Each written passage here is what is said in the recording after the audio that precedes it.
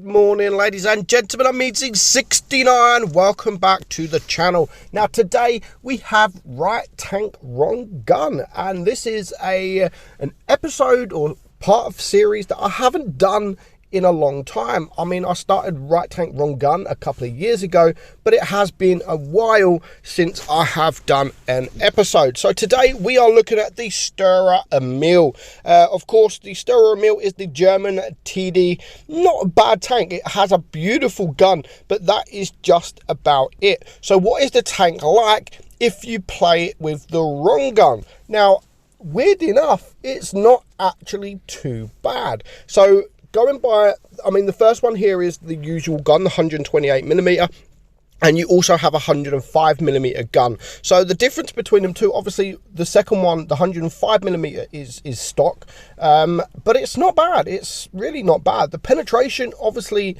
is a lot lower than the 128mm, like quite a lot lower, over 50mm less. But DPM is more. It's got a better rate of fire. It's 6.7 second reload compared to 11.3 or 11.4 of the 128mm. But for me, the big difference that actually makes this gun not bad is the 128mm doesn't have Pramo. It only has AP and it only has HE. Now the HE is only 65mm of pen, whereas on the 105mm gun you do have APCR, and that adds up to 250mm pen. So you can get through a lot of tanks. It's not the greatest, but it's still not bad. If you need to, I mean, with the normal gun, the 128mm, 231 pen is your maximum you're gonna get. Obviously you can run a calibrated shells to push it up to 243, but still that's the maximum pen you're gonna get because it doesn't have the premium ammo, whereas this does. So you're getting more penetration. In fact, you are getting more penetration overall using the stock gun, and the HE is basically, it's not much difference. 65 to the 128 and 53 to the 105. So not much difference there with penetration on your HE. Aim time is slightly worse at 1.9. The aim time is pretty good on the 128 at 1.5. That's really good actually for a TD with a big gun. And the dispersion is slightly better at 0.308. It does keep the 15 degrees of gun depression, power to weight ratio, etc. They are all better. Camo after shot is a little bit better as well. But of course the speed doesn't change, the armor doesn't change.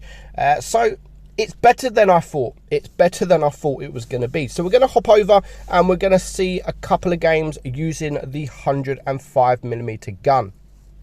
So the first battle is myself on Winter Malinovka, and we're going to showcase that the gun works. And even so, on the next battle, we're going to watch Every Good Name Is Taken on Dead Rail. And putting this gun or this tank into the right position, really, you can really do well. And of course, putting it into the right position with the 128mm can really do well as well.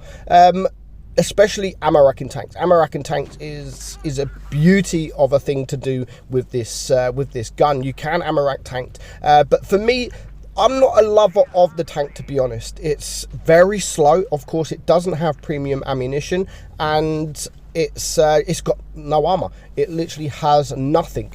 But I love the gun, and what I love about the gun also is the 15 degrees of gun depression. You can really get onto those ridge lines and just back up, and you have to do that. It's not a frontline tank, it's literally a camping tank on those ridge lines. If you can get onto a ridge line like this, then when a tank comes over, you can literally take your shot and then you could back up. Now you can actually get your gun over a bigger hill than I was there.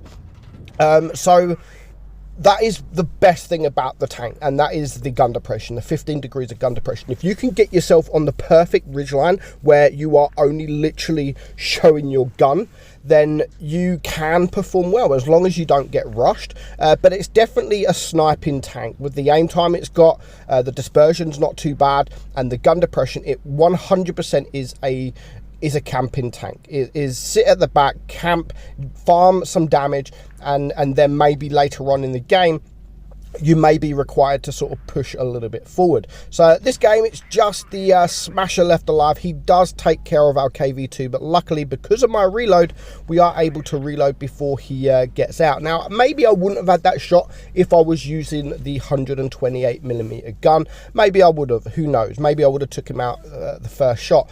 But, you know, pretty decent game. It wasn't the best, but it does showcase that the tank can actually perform using the 105mm gun. So I think if people were grinding this line, if people are grinding this tank, then don't rush the gun. Don't rush the gun. I mean, get to know the tank first and then maybe sort of get the bigger gun, because this gun is perfectly capable of performing, as you're going to see here. Now, Dead Rail is the perfect map for this. It has this little hill here, the little camping spot where every is on, and you can easily just back up over the hill, over the ridge, and like he's going to do here now, and you can always get these shots off. And because what he's doing, he's also not being spotted, so he's not going to be spotted all game. So the difference between this gun and the other gun, now, he wouldn't have all of these shots if he was using the other gun, because of course he takes the shot and it's only sort of an 8-second reload, so he is able to get another shot before these tanks go hiding. Like here, for example, the Tiger 131, sorry, and this tank here, the T25-2. If he was on a sort of 14-second reload, again, there's another example, the Tiger. If he was on a 14-second reload, he would not have these shots. So it's actually working in his favor using this gun with a 7.98 second or so reload.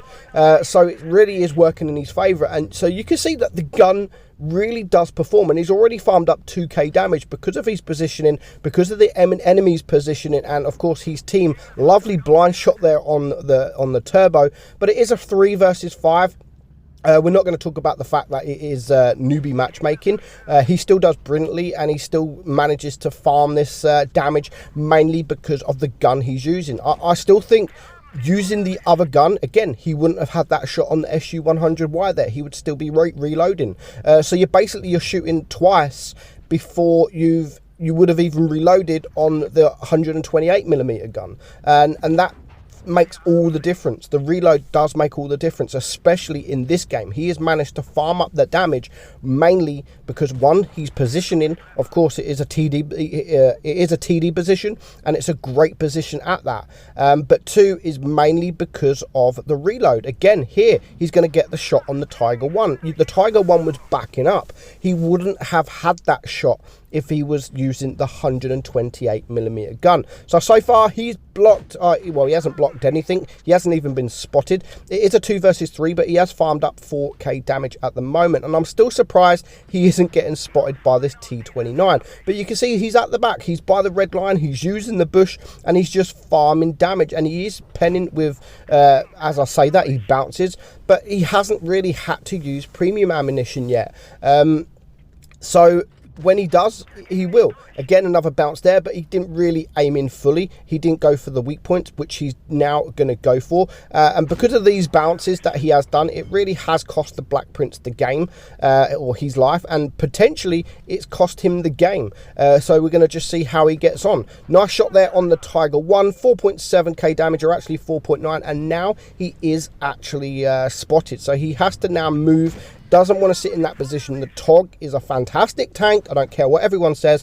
Great DPM, great rate of fire, and yeah, that's about it. So he's now using this rock, and again, as I've said, you're hiding your hull as such. I know it's not much because you've got no armor, but it's just something less for the enemy to be able to pen. You can really only penetrate, if you're hull down, you can really only penetrate the side of the gun, and with the lower caliber guns, they can't even be HE'd either. So that does make massive difference. With big guns like a Smasher or a Borzik or anything like that, then yes, you can HE the side, the cheeks of the tank. But I mean, put yourself in this kind of position. You are hiding your bottom plate from these shots. You're able to back up in time, which he's done here. He's going to reload, and then he's not going to care. He's going to go out, take the shot. He's going to get a nice high roll there. 328 brings him down to 45 hit points. Again, he's not taking any risk. He's going to wait until he reloads again, and he is going to take out the Tog 2. So beautiful game there, and it just goes to show how you can make this gun work. I mean, 6.4k, 7 kills. He did a really, really good job. So if you are grinding this tank, don't rush up the guns, because I think this gun is actually pretty good. Hope you enjoyed it, guys. I'm meadsy69, and I will catch you all soon. Bye bye.